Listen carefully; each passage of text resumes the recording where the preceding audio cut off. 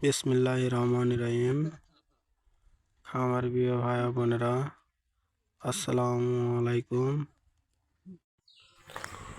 দর্শক বন্ধুরা, এই ভিডিওতে গাড়লের বাচ্চার দাম সম্পর্কে ধারণা দেওয়া হবে।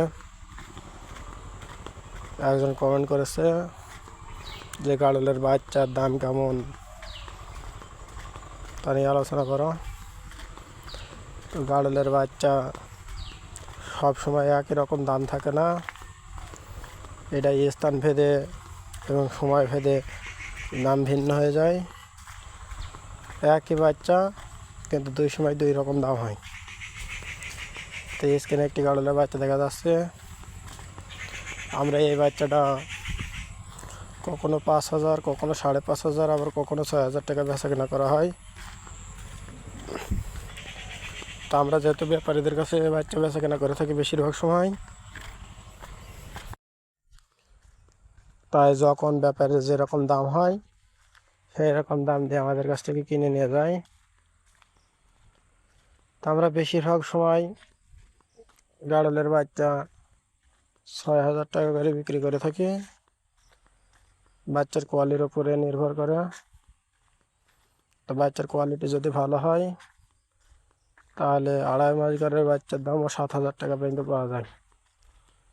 কিন্তু যে বাচ্চার কোয়ালিটি খারাপ সেই বাচ্চার দাম সবসময় গাড়ির জন্যই কম পাওয়া যায়। যদি খুব বেশি টান থাকে তাহলে সেই বাচ্চাগুলোর দাম ধরে পাওয়া যায়। কারণ যে বাচ্চাগুলোর কোয়ালিটি খারাপ সে বাচ্চাগুলো বাড়ে কম, যার জন্য দাম পাওয়া যায় কম। আর যে বাচ্চাগুলোর কোয়ালিটি ভালো সেগুলো যখন দাম কম হয় তখন রেখে দিলেও লাভ হয়। যারা ছোট ছোট খামারি রয়েছে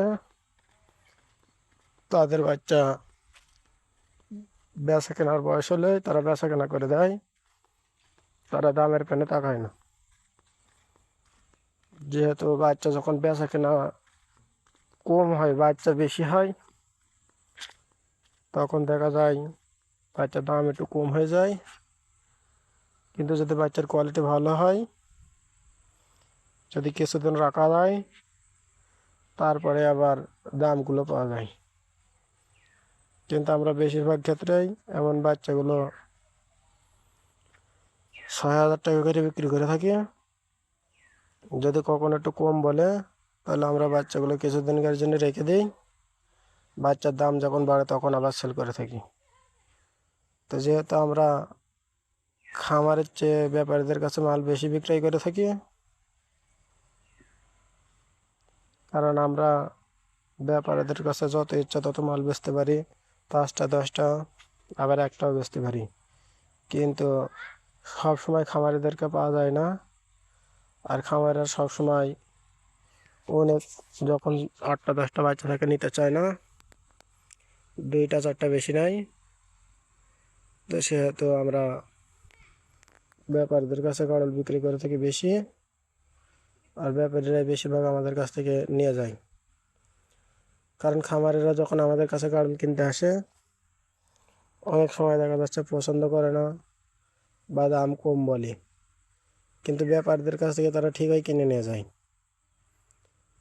ব্যাপারীরা তো আমাদের কাছ থেকে কিনে নিয়ে গিয়ে লাভ করে, তারপর তো তারা সেল করে। দেখুন আমার এত বড় খামারে অনলি 2টা বাচ্চা রয়েছে বিক্রয় করার মতো, আর 2-3টা রয়েছে তারা ছোট, এখনো বিক্রয় করার মতো হয়নি, 1-1.5 মাস বয়স হয়তো হবে।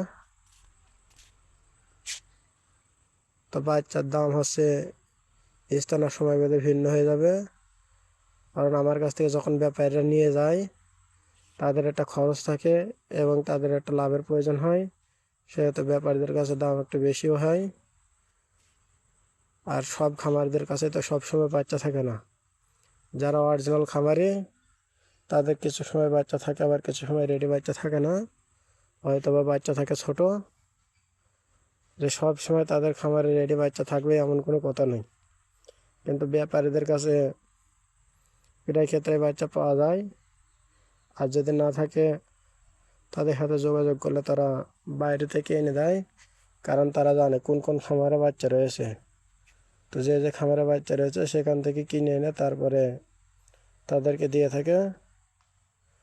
তো বাচ্চার এক রেট দাম বলা সম্ভব নয়, এটা কিছু কিছু ক্ষেত্রে কম বেশি হয়ে যায়, তা সঠিক দাম বলা সম্ভব নয়।